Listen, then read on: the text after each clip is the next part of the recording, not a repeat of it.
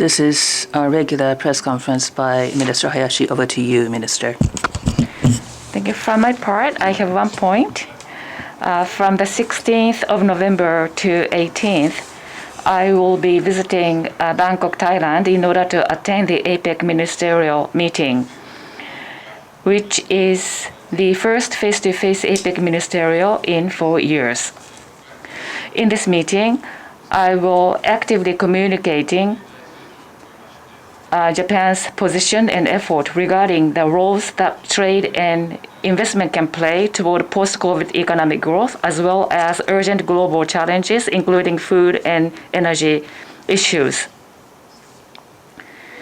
Also, amid continuing Russia's aggression against Ukraine, I intend to bring out the message that peace and stability is critically important as a major precondition for economic development in the Asia-Pacific region. That's all from me.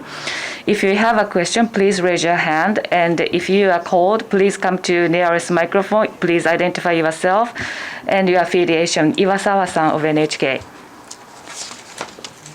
NHK Iwasawa. Regarding the summit meeting between the U.S. and China, last night the summit was held. Regarding Ukraine issues, discussion was held. However, regarding Taiwan issue, they didn't come closer to each other. What is your take on this meeting? And also, the foreign ministers meeting, Japan and China, how are you going to proceed with the foreign policy vis-a-vis China? Thank you. On U.S.-China on the 14th in Bali, Indonesia, Presidents Biden and Xi had the bilateral leaders meeting. That is my understanding. According to the announcement by the U.S.-China cross-border issues, human rights, cross-strait situation, Ukraine, North Korean situations, are some of the topics that you have heard. So they covered broad topics such as those, and they spent almost 3 hours. I would like to refrain from commenting on meetings held between third countries, but let me say this. The stability of U.S.-China relations is of critical importance for the international community. As far as Japan is concerned, based on our iron-clad relationship with the relationship of trust with the United States, our ally, we will push ahead with our cooperation with the United States and urge China to be a responsible power. Turning to Japan-China, Prime Minister Kishida on the 17th, on the occasion of APEC summit, will meet with President Xi. That's the plan. Between Japan and China, there is great potential, but at the same time, we have many challenges and pending issues. Japan will assert what needs to be asserted. We will urge China to take responsible behavior. We will continue our dialogue and cooperate where we are to address shared challenges, and we need to build through the efforts of both Japan and China to build constructive and stable bilateral relations, and the meeting should serve this purpose. Nothing has been decided on Japan-China foreign ministers meeting, but towards building constructive and stable Japan-China relations, and not just on the prime minister's level, leaders level, but including my contacts with the State Councilor 1, I think it is important for us to have multi-layered communications in different areas and levels between our two countries. Next question, please. Miyahara, Mainichi Shimbun. Thank you. This is Miyahara, Mainichi Shimbun. On the midterm election in the United States, the Democrats are led by President Biden is to win the majority of Senate. At some point, there was a view that it would be difficult for the Democrats to secure the majority. So the Democrats will lead the Senate, and this could be a positive for Biden's remaining 2 years. So what is your thought? Regarding the U.S. midterms, the counting of votes is still continuing. But in the Senate, it is likely that the Democratic Party is certain to take a majority of seats.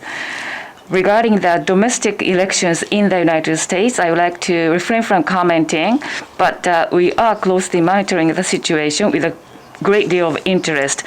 Based on that, I can say that Japan-US alliance is unwavering, and the importance of this alliance is a shared recognition between the Democrat Party and the Republican Party. This is a common understanding, and I don't think that the result of the election will affect the importance of Japan-US relationship. IWJ Hamamoto-san. IWJ Internet Reporting Media. On the 6th of November, Financial Times said that in preparation for Taiwan contingency, Japan and the UK in December will be signing an agreement to strengthen military capability. And the spokesperson of the Defense Department said that negotiations are proceeding very favorably. This is the important policy of the military capability. However, it has not been discussed in the Parliament of Japan after Prime Minister. In the case of Taiwan contingency, Japan is to participate in the conflict. Japan is going to bear the brunt of the conflict. How are you going to respond to such a situation? Thank you for your question. The article you mentioned, if the article is about the Japan-UK RAA, Reciprocal Access Agreement, then after reaching an agreement in principle in May this year, we are in the negotiation process, but I cannot say nothing with certainty with regards to the timing of signing. The agreement has the purpose to facilitate the cooperation between our units in joint exercises and disaster rescue.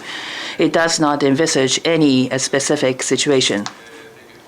Once it's concluded, I'm sure that the agreement will strongly support the sustained commitment by both of our countries to the peace and stability of Indo-Pacific. Any other questions? Tanaka-san, GG Press. Thank you, Tanaka, GG Press. Japan-China leaders meeting. Are you going to join the meeting? Yes.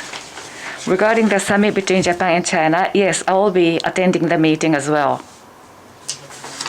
This concludes the press conference because the minister has another engagement after this. Thank you very much.